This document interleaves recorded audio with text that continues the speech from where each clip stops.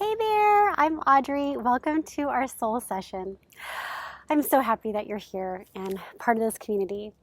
Each week, I'm going to share with you a theme or an intention to feed your soul to help create a deeper connection to your inner knowing and help you come home to yourself. So thank you for being here. This week, we're discussing how to stop abandoning yourself and be on your own side. So in yoga or in Sanskrit, the term Ahimsa means non-violence and more literally translates from Sanskrit as absence of injury. So in Patanjali's Yoga Sutras, Ahimsa is part of the first of the 8 limbs known as the yamas, or these practices of self-regulation techniques designed to free our minds and our bodies and our spirits from being victims of our own human impulses, the ego, and experience more conscious and liberated lives. And of course, ahimsa, nonviolence, obviously inflicting physical pain onto somebody, yes, is violent, but so is gossiping or even thinking negative thoughts about that other person. And I know we're human, our mind kind of goes to the negative, but when we cause pain to others, whether it's conscious or not, we also suffer and we perpetuate a cycle of affliction. So this practice of ahimsa also applies to our own cycle of suffering too, right? That we inflict on ourselves. And I talk a lot about the itty bitty shitty committee. It's that negative voice that puts you down and second guesses you and keeps you stuck in that scarcity mindset. Like you don't have enough, you are not enough. It's just it's harming, right?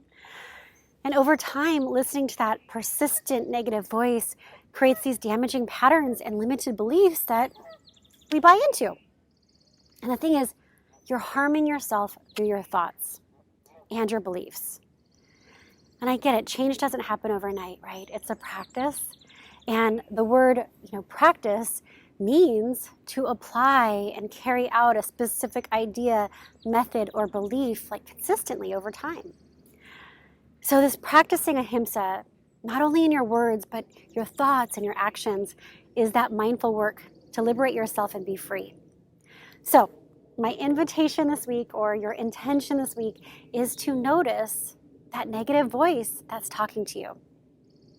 It typically starts with, you are, right? It's like, rah, rah, rah, you are. And it's followed by something really negative and harsh and super dramatic. And it's almost absolute too. So you're too old, you're too young, you're not smart enough, you're too smart, you're poor, you can't, you should, or you're not, or the absolute, you never, or you always. So by noticing this voice and kind of creating space and choosing a different thought, a different action, you start to begin to break that cycle of harming yourself. And you no longer abandon yourself, right? So part of not abandoning and harming yourself is giving yourself patience and grace. It's a practice, y'all. It takes time to rewire your brain and your belief patterns. We've been going down a certain path, right? And it's comfortable, even in that uncomfortable way. It's been for a long time, right? That road is worn and it's easy. And it can be scary to carve out a new way, even if you really want it. And it's going to take work and effort and patience and tenacity and resilience. You're going to want to go back down to that worn down, easy path of least resistance, even if you don't want to be there, even if it's really uncomfortable. But here's the thing is, once you know there's a problem and you can see the other side of the journey, you can't go back to the land of unconsciousness. You, my friend, are on a quest to do the work and make the journey, to travel to get to where you want to be and the person you can be. And I know it's not easy, but here's the light at the end of the tunnel.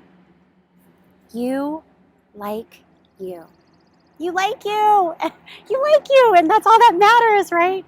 So each time you become aware of your inner saboteur and you create space and make a conscious choice to transmute your fear to faith, you begin to lay down a new path to the life you desire and the person you want to become.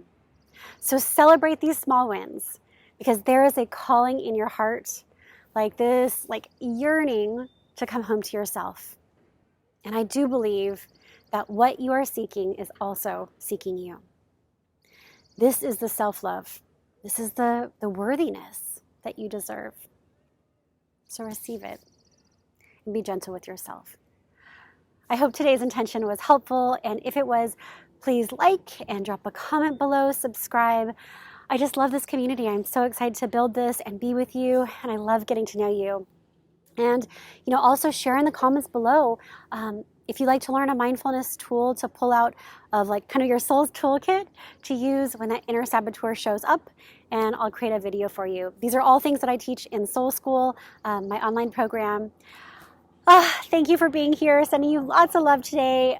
You have all the answers within you, my friend, and you are enough and you matter. Thank you for being here. And if you want to subscribe, I send out a newsletter that usually includes a meditation or a yoga class or something like this, a soulful conversation that fills your heart and feeds your soul. I hope you have a great week. I'll see you soon. Bye.